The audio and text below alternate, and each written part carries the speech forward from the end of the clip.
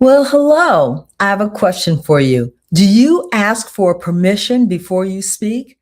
Now, I know you're thinking, that's crazy. Of course, I don't ask for permission, but I want you to stick with me because I think it happens more often than you realize. Hey, everybody. Welcome to a Wednesday conversation with Constance. That's me. I'm Constance Howard, an executive coach for women who are 55 and older, women who are dealing with confidence issues or limiting beliefs.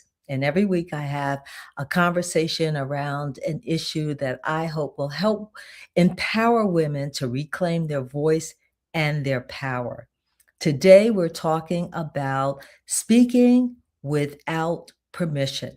Now, let me set the scene for you because I think that will help you understand what I'm talking about.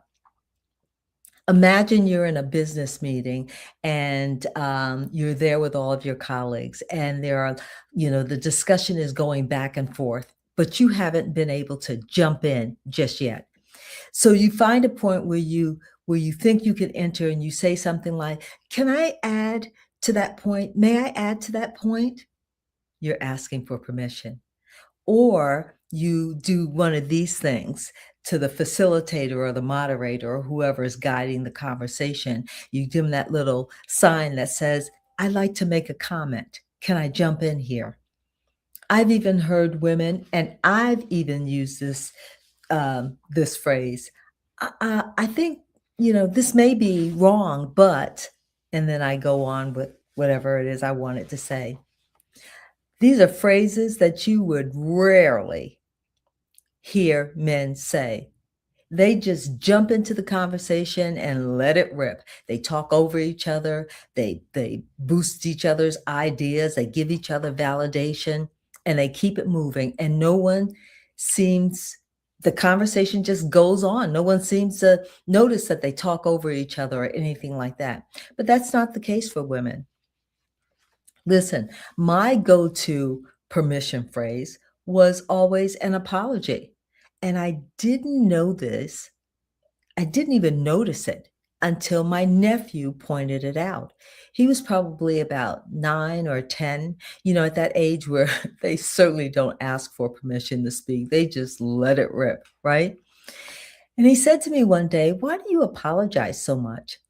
And I thought, I don't apologize a lot. And then I thought about it, and I realized that I did apologize for a lot of things. I would say, I'm sorry, can I go back to that point that you made? I'm sorry, can I just jump in here for a minute?" Those are all subtle ways that we ask for permission to speak. And as women, we often do this. We pause. We take a breath, right? We turn our clear thoughts into questions. And we never really get to show up with our expertise and our authority because we're too busy asking, "Can I speak?" Playing this mother may I game that we tend to play. It's not because we're incompetent. It's not because we are inexperienced, that we don't know the subject matter. It's none of those things. It's not because we're insecure. It's none of those things. It has to do about how we manage the room. We don't want to seem that like we're too aggressive. We think often we think that being direct is being harsh. We don't want to be perceived as pushy or unprofessional. And so we kind of wait our turn. But while we're waiting our turn, all these ideas and comments and perspectives are being voiced, and you don't get an opportunity to participate. You never get an opportunity to show your expertise. You never get an opportunity to demonstrate your leadership skills because you're waiting for your opportunity to nicely enter into the conversation or the debate. And that's where, we lose out. we lose out on opportunities to demonstrate our leadership when we sit back and we wait for permission to speak. And again, you rarely see men do that. They just jump in and start talking. Now, you might say to yourself, well, what's the big deal about saying, hey, can I jump in here? Hey, what if can I add to this comment that so and so made? What's the harm in saying that? Well, the harm is this: over time, it eats away at your authority. It eats away at how you're perceived as an expert. It eats away at your ability to, as I said earlier, to demonstrate your leadership skills and your perspectives. And it just eats away at you stepping into your full power. You're always playing this game of being at the little people's table, right? While the big folks talk, you're sitting back and you're kind of waiting for someone to invite you into the conversation. People don't invite you into the conversation. People don't yield their power to you. They're going to go right over you.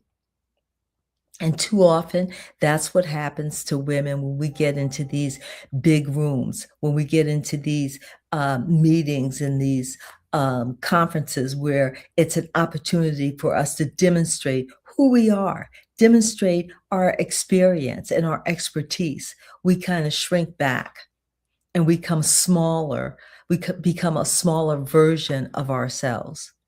And it's why? Because we're asking for permission to speak, as opposed to walking into a room and commanding the room and helping to direct the conversation based on your experience. I'm not asking you to go into a meeting and be loud, rude, or any of those things. I'm asking you to show up with the power that you know you have, the power that you have earned over years and years of working, of learning, of researching, of becoming. That's how I want you to show up. So now listen, if you are someone, if you're thinking right now, maybe I do ask for permission. Maybe I do use those very subtle terms like, can I pop in here? Or can I add to that conversation or turn a thought into a question? Here's what I want you to do. Over the next couple of days, I want you to reflect on how you show up. I want you to think about the words you use before you get to your point. Is it, may I add to this? I keep going back to that. But do you use that word? Figure out what your go-to permission phrase is. For example, as I told you, mine was, I'm sorry, but can we go back to, blah, right? Figure out what that is. And then I want you to decide in your heart that you're going to show up differently. Think how you're going to phrase your thoughts and perspectives without the permission phrase. And then start small. Go into your next meeting and try it one time. And then build on that. Because that's the only way you are going to stop this whole mother may I game. It's the only way I stopped that game. After my nephew pointed it out and I reflected on my behavior, I was determined that I was going to turn that around. And yeah, I slipped from time to time. And sometimes I slip down, but I'm very aware of how I position my thoughts and how I communicate my thoughts. I want to communicate them with authority, with clarity, right? With power. I want to demonstrate my expertise, my experience. And that's how I want you to show up in your next meeting, in your next encounter with whoever your group is. I want you to show up with power and authority. And I don't want you to apologize. I don't want you to ask for permission. I don't want you to over explain. I just want you to stand on your authority. I want you to put it in the chat what you thought about today's conversation.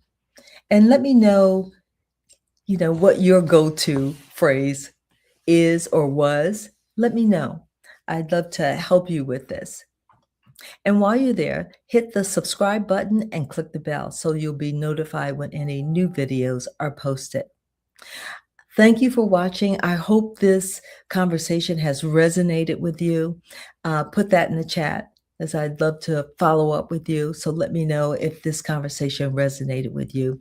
And I will see you next time.